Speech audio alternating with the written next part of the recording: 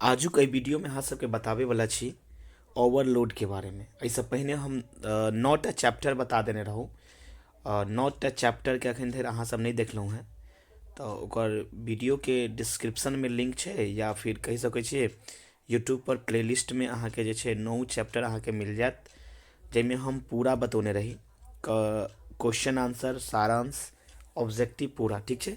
और ई जे वीडियो छै यानी कि अहाँ के गदखंड के 10वां चैप्टर अछि, जे अछि ओवरलोड। अहाँ सब ओवर पढ़ैत हेबै, लेकिन एक्चुअल एकर मीनिंग छै ओवर। की नाम छै? ओवरलोड। ओवरलोड, बुझ गेलिए। तो चलू सबसे पहिने हमेशा के तरह कि कोनो लेखक के मतलब कथा के या कहि सकै छै कोनो कोनो चैप्टर के पढ़े से पहिने हम लेखक के परिचय के पढ़े छी, ठीक छै। तो देखियो अहाँ सबके जे लिखने छथि, अहाँ सबके लिखने छथि ओवरलोड। एकर रचनाकार छथिन ललित। के छथिन? ललित। अगर हिनकर मूल नाम के अगर बात करी तो याद राखब हिनक मूल नाम छल ललितेश मिश्र। की नाम छल? ललितेश मिश्र। हिनक जन्म 6 अप्रैल 1932 में भेल। अगर जन्म स्थान के बात करी तो याद रखब हुआ बसैठ चाननपुरा मधुबनी में भेल अछि। कतऽ भेल अछि? बसैठ चाननपुरा मधुबनी में।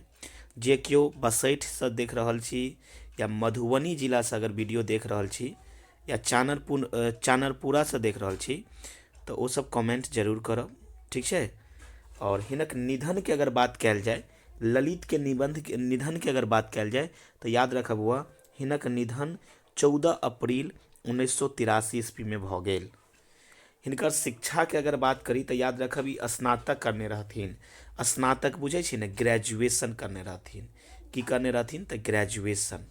आगा देखियो, आगा अगर वृत्ति के बारे में बात करी, वृत्ति के मतलब भेले पेशा, यानी कि नौकरी कथी करे छलखिन तो याद राखब अहाँ सब किछु दिन सरस्वती स्कूल जे छै लहेरियासराय दरभंगा में, ओहिमे अध्यापन के कार्य केलनि, जकरा हम सब ML एकेडमी सेहो कहै छियै, बुझ गेलिए।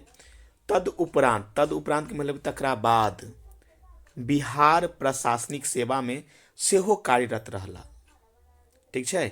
हिनकर कृति के बारे में बात करी, हिनक कहि सकै छी लेखन के बारे में बात करी तो याद रखब हुआ हिनक पहिल जे लेखक छै जकर नाम छै प्रतिनिधि, और ई कथी छै तो कथा संग्रह। रमजानी सेहो कथा संग्रह अछि। अहाँ सबके हम बतौने हैं मॉडल पेपर के आंसर की, यानी ऑब्जेक्टिव वाला, तो ओहिमे हम बतौने छे रमजानी किनकर रचना छनि तो याद रखब कि ललित के रचना छनि, यानी कि हिनकर पूरा नाम छै ललितेश मिश्र। तो रमजानी की छै तो कथा संग्रह, कबूला की छै तो कथा संग्रह, और पृथ्वी पुत्र जे छै हिनक उपन्यास छै। ई 4टा किताब के बढ़िया से याद कर लिया बुआ, अभी वाला एग्जाम में मिलबे टा करते क्वेश्चन, बुझ गेलिए। और रहबे टा करते, ये 4 गो में से एकटा जरूर पूछत अहाँ के, बुझ गेलिए। अगला आगा के अगर बात करी तो आगा देखियो हम सब अगर सारांश के बारे में पढ़ब, कथा के सारांश के बारे में, ठीक छै। तो चलू जेना कि अहाँ सबके स्क्रीन पर दिखाइत है हु बहु एनाहिते अहाँ सबके लिखे के छै एग्जाम में, जेना हम लिख रहल छी। ओहिसँ पहिने अहाँ सबके हम बता दी, बहुत सारा विद्यार्थी जे छै हमरा कमेंट करलू है पिछला वीडियो में, जे हम बनौने छलिए मतलब पोस्ट करने रही वीडियो। कौन छलै वीडियो तो अहाँ सबके पता अत बड़ा दिनक धूमधाम, जाहिमे बहुत सारा विद्यार्थी कमेंट करने छी, बहुत सारा स्टूडेंट। कि एकटा विद्यार्थी छथि, हुनका हम तऽ कहनैहे रहिए काजल कुमारी, तो वो कहने छथि बार बार कि सर अहाँ मतलब सर मॉडल पेपर का आंसर की करवाइए ना। तो देखियो बुआ, मॉडल पेपर के हम आंसर की करवा देने छी, यानी ऑब्जेक्टिव के जेना 100 ऑब्जेक्टिव छै ने, ओकर आंसर की करवा देने छी। और अहाँ सबके देखे में दिक्कत होइए तो ओकर जे छै लिंक हम डिस्क्रिप्शन में सेहो दऽ दै छी। अहाँ सब वीडियो के डिस्क्रिप्शन में जाकर ओकर लिंक पर क्लिक कऽ कऽ अहाँ सब ओकर कहि सकै छी मॉडल पेपर के आंसर की देख सकै छी। हाँ, सब्जेक्टिव के आंसर की हम नहीं करोलिए, लेकिन अगला वीडियो में कोशिश रहते कि रविवार का कि सब्जेक्टिव के वीडियो लऽ कऽ हम आएब, ठीक छै। तो बहुत सारा विद्यार्थी कमेंट करने छलहुँ है आई मतलब पिछला वीडियो में कि सर मॉडल पेपर के आंसर की करबैयो मॉडल पेपर के, तो मॉडल पेपर के हम आंसर की करवा देने छिए, सब्जेक्टिव क्वेश्चन नहीं करबोलिए। तो अहाँ सब धैर्य बना के रखब, सब्जेक्टिवो हेते। तो हमर कोशिश है कि जल्दी से जल्दी सिलेबस के खत्म कर दी, ताकि अहाँ सबके एग्जाम में कोनो प्रकार के दिक्कत नहीं होय। और एकटा और बच्चा कमेंट करने छलै कि सर मैथिली में फुल मार्क्स केना औते, तो ओहो के रिगार्डिंग हम वीडियो बनाएब। अहाँ सब जे छै वीडियो में बनल रहब, ठीक छै, जुड़ल रहब, ज़्यादा से ज़्यादा वीडियो के जे छै शेयर करू। वीडियो पर अगर आबै छी तऽ नीक लगैया वीडियो तऽ कमेंट जरूर करू। अहाँ के कमेंट जे छै वीडियो बनबै के एकटा नया मोटिवेशन दै छै, ताहि दुआरे हम अहाँ सबके लेल जे छै वीडियो बना रहल छी कंटिन्यू। अगर अहाँ सबके कमेंट बंद हेतै, अहाँ सब वीडियो के शेयर नहीं करबै तऽ फिर वीडियो बना के कोनो फायदा नहीं हेतै, बुझ गेलिए। तो अहाँ के लेल हम मेहनत कर रहल छी, तो अहाँ सबके एकटा काम अछि कि वीडियो के ज़्यादा से ज़्यादा शेयर करियो, ठीक छै, और कमेंट जरूर करब कि वीडियो केहन लागैया, ठीक छै। तो चलू हम सब एकर सारांश पढ़ै छी। तो जेना कि अहाँ सबके लिखे के छै एग्जाम में हूबहू एनाहिते लिखे के छै, तो यहाँ या तो अहाँ सब कॉपी कलम निकालि लिअ और ओकरा लिखनाइ स्टार्ट करू, या फिर एकर PDF जे छै अहाँ हमरा से लऽ सकै छी। हम कॉन्टैक्ट नंबर दऽ देने रहिए, ठीक छै। चलू देखियो, प्रस्तुत कथा ओवरलोड मिथिलाक प्रसिद्ध कथाकार ललित के द्वारा रचना कयल गेल अछि। याद राखब, ई प्रस्तुत जे कथा छै ओवरलोड, ई मिथिला के जे प्रसिद्ध रचनाकार छथि के ललित, जिनकर विशेष नाम कहि सकै छियै। हिनक जे छै मूल नाम की छै तऽ ललितेश मिश्र छै, ठीक छै। एही कथा के प्रतिनिधि कथा संग्रह से लेल गेल अछि। याद राखब कि ओवरलोड कथा के जे छै कतऽ से लेल गेल छै तऽ प्रतिनिधि कथा संग्रह से लेल गेल छै, जाहिमे मध्यवित्त परिवारक जीवनक मध्यम में जनसंख्या विस्फोटक चित्रण कयल गेल अछि। याद राखब, ई सबसे इम्पोर्टेंट लाइन भेलै। ई वाला जे देख रहल छियै अहाँ सब, ई जे देख रहल छियै, ई वाला जे देख रहल छियै, ई सबसे इम्पोर्टेंट लाइन छै, ई सबसे इम्पोर्टेंट लाइन छै, बुझ गेलिए। चलू आगा देखियो, पैराग्राफ चेंज कऽ लेब अहाँ सब। एही कथाक मुख्य पात्र दीनानाथ सिंह छथि। याद राखब कि ओवरलोड कथाक मुख्य पात्र के छथि तऽ दीनानाथ सिंह। ओ दरोगा छथि। याद राखब, ओ कथी छथि तऽ दरोगा। एही कथाक मुख्य पात्र कहि सकै छियै या नायक कहि सकै छियै तऽ दीनानाथ छथि, और ओ कथी छथि तऽ दरोगा छथि। अतबे नहि, हिनक पत्नी के नाम शीला रहैया। की नाम रहैया? शीला रहैया, जे हम आगा कहानी में पढ़ब, बुझ गेलिए। आइ काल्हि हुनका काज रिक्शाक ओवरलोड के रोकबाक थिक। मतलब हुनका जे काज भेटल अछि कि कते रिक्शा गुजरै छै जाहिमे ओवरलोड जे छै जा रहल छै, ओहि सबके देखरेख करबाके हिनका काज मिलैत अछि। एहि लेल संध्या समय दुनू सिनेमाक बीच में अवस्थित चौक पर आबि कऽ दोकानक कात में कुर्सी खींच कऽ बैस जाइत छथि। मतलब याद राखब कि दूटा सिनेमा हॉल छै, जाहिके बीच में एकटा चौक छै। की छै? एकटा चौक छै। ओहि चौक में की करै छथिन? बैठ जाइ छथिन। की करै छथिन? बैठ जाइ छथिन, बुझ गेलिए। चलू देखू आगा देखियो। एही ठाम ओ कएक बेर ड्यूटी संग संग आमदनी सेहो कयलनि अछि। याद राखब कि ई ड्यूटी तऽ करबे करै छलखिन, लेकिन हिनका जे छै आमदनी सेहो भऽ जाइ छलनि। सिगरेट पीबैत पीबैत हुनक तीव्र नजर कखनो सड़क के एम्हर तऽ कखनो ओम्हर आवा जायवाला रिक्शा के देख रहल छली। मतलब ई सड़क पर एतऽ बैठल छलखिन। दीनानाथ जी जे छै, दीनानाथ जी छै, याद राखब दीनानाथ जी जे छै, दीनानाथ जी, हुनकर हम तस्वीर बना रहल छी।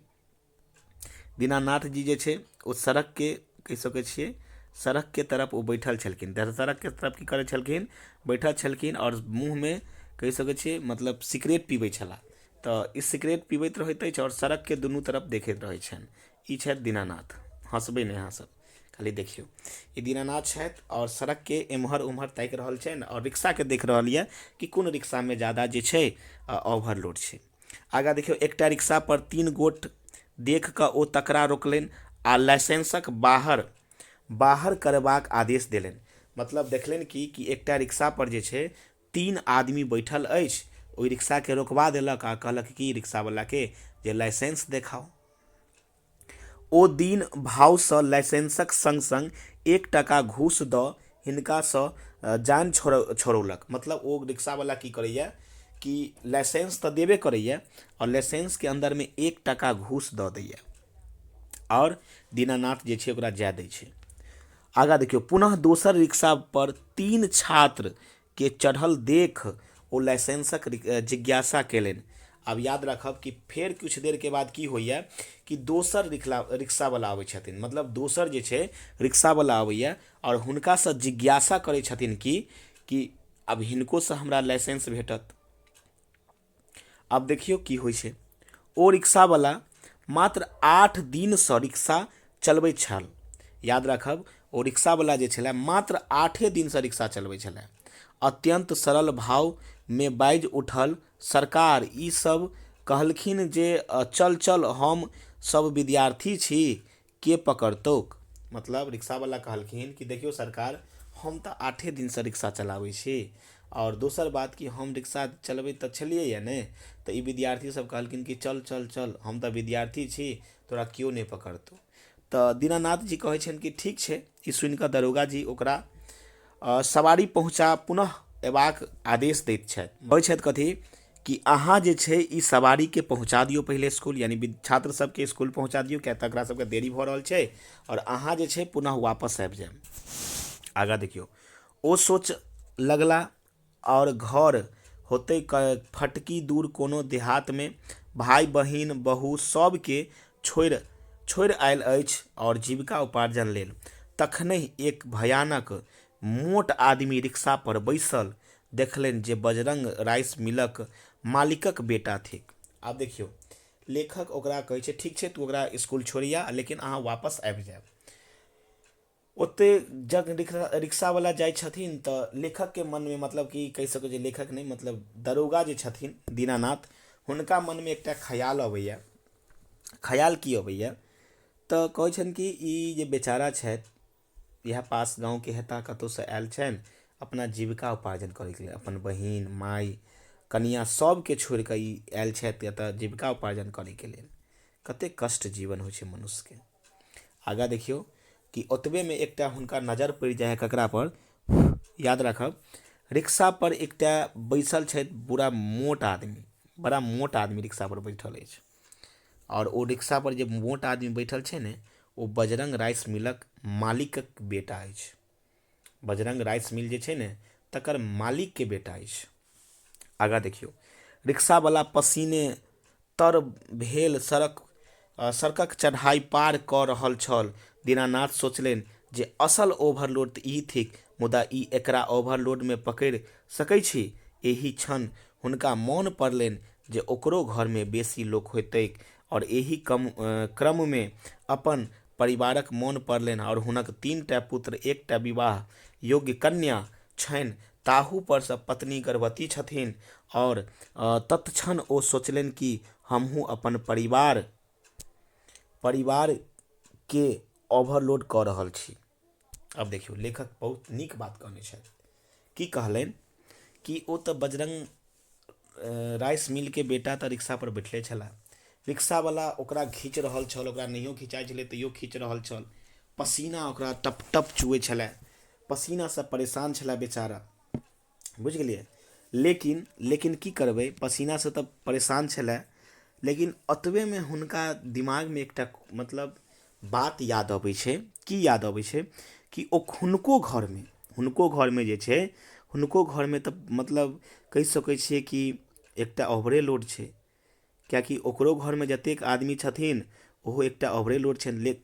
कभी मतलब दरोगा कहै छथिन कि दीनानाथ जी कहै छथिन कि हमरा तऽ 3टा बेटा अछि, एकटा विवाह योग्य कन्या अछि। कन्याके मतलब बेटी। अतबे नहीं, याद राखब, 3टा बेटा भऽ गेल, एकटा बेटी भऽ गेल, 4टा तऽ नहिते भऽ गेलै, ठीक छै। और कहै छथिन कथी कि ताहू पर सँ पत्नी गर्भवती छनि, मतलब कि दरोगा जी के पत्नी जे छै ताहू पर सँ गर्भवती अछि, यानी कहि सकै छै 5टा तऽ ओनाहिते हिनकर धियापुता भऽ गेलै नहि, और एकटा अपने भेला तऽ 6टा, और एकटा हिनकर पत्नी भेलनि तऽ कते भऽ गेलनि 7टा, 7 गोट भऽ गेलनि, नहि भऽ गेलै यौ। तऽ आब देखियौ, लेखक के कहै छथिन कि हवलदार तऽ अपने मोनमे सोचलनि कि हमरो घरमे तऽ बहुत आदमी छनि, ठीक छै, जकरा भरण पोषण नहि कऽ सकै छी, और ऊपरसँ जनसंख्याक वृद्धि सेहो। वस्तुतः जाहिसँ संततिके संसारमे संघर्ष करबाक योग्यता हम नहि देख सकै छी, तकरा जन्म देबाक अधिकार हमरा नहीं की। मतलब कहलखिन कथी कि हम संसार में संतान के तो जन्म दऽ रहल छी, लेकिन ओकर पालन पोषण, ओकर योग्यता के लेल पढ़ाई लिखाई के खर्चा हम नहीं दऽ रहल छी। अगर हम ई खर्चा नहीं दऽ रहल छी तऽ फिर हमरा ई बच्चा के जन्म देबाक कोनो अधिकार नहीं छै। अगर हम एकर योग्य नहीं छी तऽ हमरा ई देबाक कोनो अधिकार नहीं छै एकर जन्म। ओ स्वयं अपना दृष्टि में अपना के घोर अपराधी बुझऽ लगै छथि। कहै छनि कथी कि जब ई बात सोचला तऽ वो अपना आप के अपना अंदर से एकटा स्वयं अपराधी बुझि रहल अछि। कानून तऽ सभक लेल समान होबाक चाही, तखने ओ रिक्शावला आबि दीन भावसँ हुनका समक्ष ठाढ़ भऽ गेल। आब देखियौ कि अतबे में की होइ छै, लेखक सोचि रहल यऽ, लेखक बता रहल यऽ कि ललित जी कहै छथिन कि सिपाही यानी दरोगा, सिपाही नहीं दरोगा, दरोगा सोचै छथि कथी कि हिनका जे छै, हिनका किनका मतलब दरोगा के अंदर एकटा अपना अंदर में कहि रहल छै कि हमहूँ पाप कऽ रहल छी। पाप तऽ सबके लेल बराबरे होइ छै, सबके लेल कानूनो बराबर होइ छै। ई बात सोचे रहल छथिन कि ताबत जो रिक्शावला बच्चा सबके यानी कि विद्यार्थी के जे स्कूल पहुँचाबै लए गेल छलखिन ने, ओ वापस आबि जाइ छनि और एकदम दीनतासँ, दीनता मतलब बुझै छै ने, एकदम गरीबतासँ कहि सकै छियै, एकदम निवेद मतलब नर्म भऽ कऽ, एकदम कहि सकै छियै कि एकदम नर्म भऽ कऽ की कहै छथि सुनियौ। ई जेबसँ ओकर टका आ जब्त कैल लाइसेंस के बाहर कऽ ओकरा दऽ देलखिन। और जे रिक्शावला लाइसेंसो बनौने रहथिन, ओकरासँ जे टैक्स लेने रहथिन, ओ पैसा के ओकरा सोच मतलब अफसोस हुआ लागल किनका, दरोगा जी के। तो अपन की करैया निकालि कऽ और ओकरा दऽ दैया। बुझ गेलियै, याद राखब। रिक्शावला हुनक ई व्यवहार आ उदारता के देख कऽ आश्चर्य सँ तकतह रहि गेल। मतलब कहि सकै छी कि देखलक कि ई की भऽ गेलै, दरोगा जी अचानक केना बदलि गेलै, कोन प्रभाव भेलै कि दरोगा जी बदलि गेलै। बिना घूस लेने तऽ छोड़िते नहीं छलखिन हेँ, आ ई केना बदलि गेला। तऽ ई बात सुनि कऽ मतलब ओ मतलब कहि सकै छी ई दृश्य के देख कऽ, ई व्यवहार के देख कऽ रिक्शावला के मन में उदारता उत्पन्न भऽ गेल। ई अचानक ई दिन केना बदलि गेलै। एही रूपसँ प्रस्तुत कथा ने आत्मशुद्धि आ आत्माक परिष्कारक विवेचना अत्यंत नाटकीय ढंगसँ कयल गेल अछि। तऽ याद राखब, ईमे जे दरोगा छथिन हुनकर पत्नी के नाम शीला छनि। बुझ गेलियै। तऽ अहाँ सबके ई सारांश केहन लागल कमेंट जरूर करब। और सारांश के संक्षिप्त में एहि दुआरे बतौलियै कियाकि अहाँ के हूबहू एनाहिते लिखे के छै एग्जाम में। बुझ गेलियै, कियाकि ज़्यादा लंबा चौड़ा करबै ने तऽ ज़्यादा जे छै मतलब पेज भऽ जायत और नहीं ज़्यादा अहाँ कंटेंट के लिख पेबै। तऽ अहाँ सबके केहन लागल कमेंट जरूर करब। अब चलू हम सब ऑब्जेक्टिव के तरफ देखै छियै। जेनाकि पहिल ऑब्जेक्टिव अहाँ सबके देखाइत हैत कि ललित जी के असली नाम की छथि, तऽ ललितेश मिश्र छथि। की छथि? ललितेश मिश्र। बुझ गेलियै। आगाँ देखियौ, ललित जी के जन्म कहिया भेलनि, तऽ याद राखब 6 अप्रैल। कहिया भेलनि? 6 अप्रैल 1932 ईस्वी में मधुबनी जिला में भेल अछि। कोन जिला में? मधुबनी जिला में। और गांव के नाम अगर बात कयल जाय तऽ कोन गांव भऽ जेतै? बसैठ गांव में। कोन गांव में भऽ जेतै? बसैठ गांव में। देखियौ छै ने, बसैठ चाननपुरा मधुबनी जिला में पड़ैया। बुझ गेलियै। चलू अगला क्वेश्चन देखै छियै। ललित जी के जन्म कोन जिला में भेलनि, तऽ मधुबनी जिला में। मधुबनी याद राखब, मधुबनी जिला से के सब छी। और अहाँ सब हमरा से बार बार कमेंट में पूछे कि सर अहाँ अपने कतऽ से छियै, मतलब अहाँ कतऽ से छियै। तऽ देखियौ हम जे छी मधुबनी जिला से, हमहूँ मधुबनिए जिला से छी, हमरो घर मधुबनिए जिला में अछि। बुझ गेलियै। चलू आगाँ देखियौ। अगला क्वेश्चन छै कि ललित जी के निधन कहिया भेलनि, तऽ याद राखब ललित जी के निधन भेलनि 14 अप्रैल 1983 ईस्वी में। 14 अप्रैल 1983 ईस्वी में।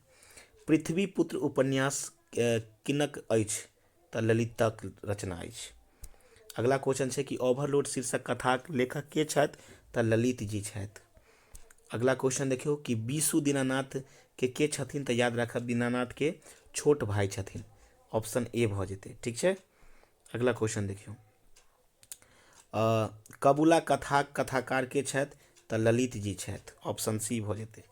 और रमजानी कथा के कथाकार के छथि, तऽ याद राखब ललिते छथि।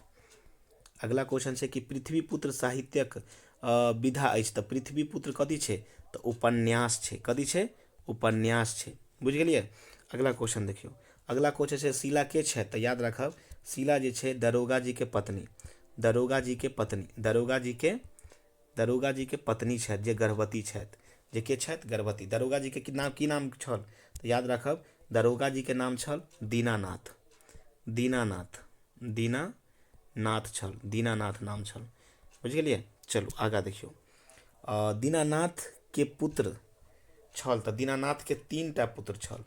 3टा। बड़का बेटा जे छला बड़का बेटा ओ आईएससी में छला और छोटका मतलब बिचुलका बेटा जे छल ओ 10वीं में छल। बुझ गेलिए। चलू आगा देखियो। 3टा बेटा छल और एकटा बेटी जे विवाह योग्य छला और याद राखब एकटा मतलब कह सकै छियै संतान ओकरा पत्नी के गर्भ में छला। कैप्सटनक डिब्बी तऽ याद रखब कैप्सटनक डिब्बी भेलै सिगरेट।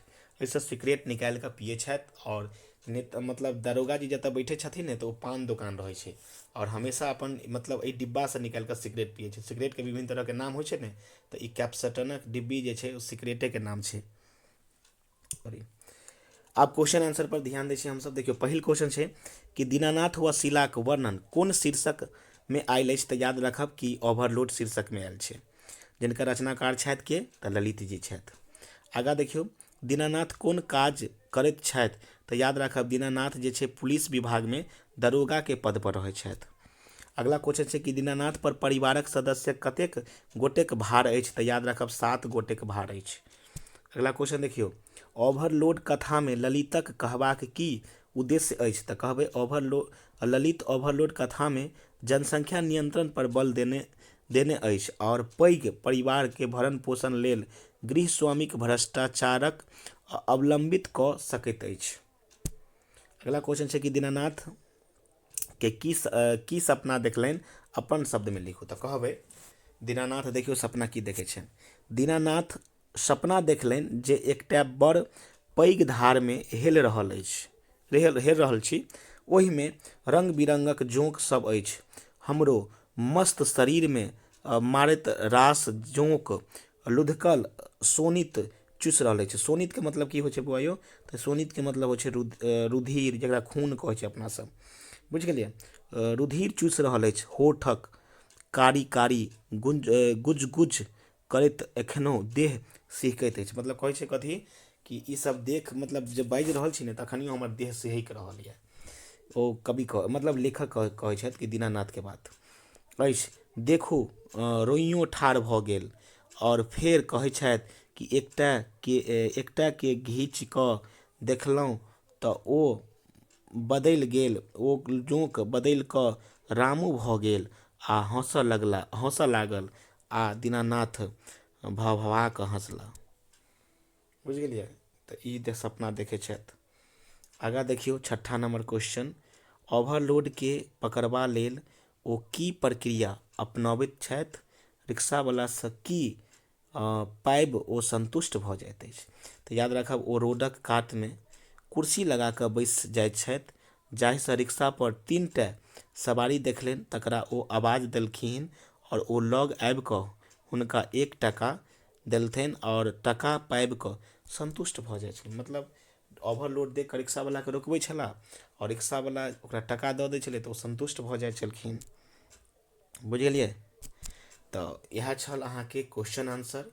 ऑब्जेक्टिव बता देलहुँ। वीडियो केहन लागल कमेंट जरूर करब। चैनल पर पहिल बेर आयल छी तऽ चैनल के जरूर सब्सक्राइब कऽ लेल। तब तक के लेल आजुक वीडियो में बस अतबे। जय मिथिला जय मैथिली।